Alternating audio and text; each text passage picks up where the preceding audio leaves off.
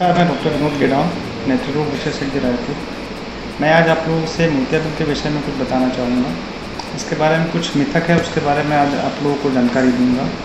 सबसे पहले बता दूँ, मोतियाबिंद एक ऐसी बीमारी है जिसमें ये उम्र के साथ होने वाली बीमारी है, परंतु आजकल देखा गया है कि कम उम्र में भी आजकल लोगों को मोतियाबिंद हो रहा है। इसके प्रमुख लक्षणों की यदि बात करें तो इसमें धुंधलापन आना, आँखों के आगे धुंधलापन दिखना या फिर रात में सामने से आते हुए प्रकाश का फैल जाना, ये प्रमुख लक्षण होते हैं मोतियाबिंद के। अभी यदि हम मोतियाबिंद के उपचार की बात करें तो इसका एकमात्र उपचार है मोतियाबिंद की सर्जरी, जो कि एडवांस फेकोएमल्सिफिकेशन पद्धति से की जाती है। ये बहुत ही सेफ सर्जरी है और इसमें जो रिज़ल्ट है बहुत ही अच्छा होता है। अब हम बात करेंगे मोतियाबिंद के बारे में, जो लोगों के अंदर मिथक है उसके बारे में बताना चाहूँगा। सबसे पहले ये बहुत बात की जाती है कि मोतियाबिंद के ऑपरेशन के बाद 1 महीने तक स्नान नहीं करना है, परंतु ऐसा नहीं है। आप गले के नीचे से स्नान कर सकते हैं, आप चेहरे को गीले कपड़े से पोंछ सकते हैं। बस आपको ये ध्यान रखना होता है कि आँखों के अंदर किसी भी तरह से पानी ना जाए, जिससे कि संक्रमण फैलने की संभावना होती है। दूसरा मिथक ये है मोतियाबिंद के विषय में कि बारिश या गर्मी के मौसम में मोतियाबिंद का ऑपरेशन नहीं कराना चाहिए। वैसे ये उस समय की बात है जब मोतियाबिंद की सर्जरी जो है वो इतनी एडवांस नहीं थी।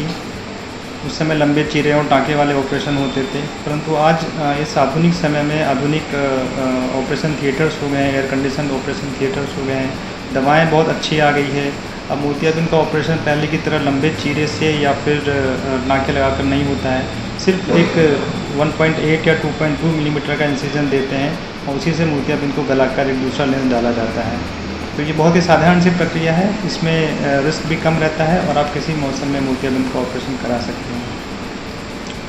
तीसरा जो प्रमुख मिथक है, ऐसा माना जाता है कि मोतियाबिंद का ऑपरेशन करने के लिए मोतियाबिंद का पूरा पक जाना ज़रूरी है, परंतु मैं ये बताना चाहूँगा कि अभी जिस तरह से हमारी लाइफ स्टाइल में विज़न या हमारी नज़र का महत्व है कि हम थोड़ा भी यदि अपने दैनिक कार्यों में या फिर रोज़मर्रा की ज़िंदगी में ऐसा महसूस करते हैं कि मोतियाबिंद की वजह से हमें समस्या हो रही है।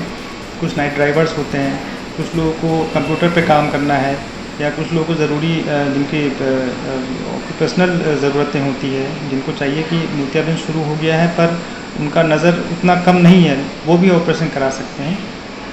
आजकल ऐसे एडवांस लेंसेस आ गए हैं जिसकी वजह से हम पूरी तरह से जो नज़र है उसको हम अपनी नज़र वापस ला सकते हैं।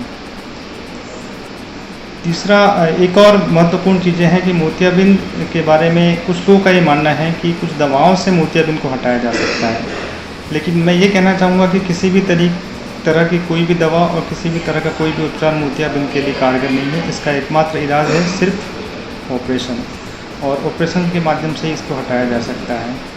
एक और मिथ है लोगों में कि जो ब्लड प्रेशर और डायबिटीज़ के मरीज़ होते हैं उनको मोतियाबिंद का सर्जरी बहुत ही रिस्की रहता है या बहुत जोखिम भरा रहता है।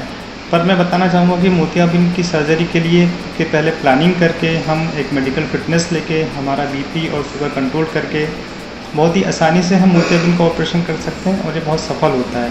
इसके लिए इसके विषय में ऐसे मरीज़ जिनको बीपी या शुगर है वो भी आके अपना मोतियाबिंद का सर्जरी करा सकते हैं, इसमें उनको कोई भी रिस्क नहीं होता है।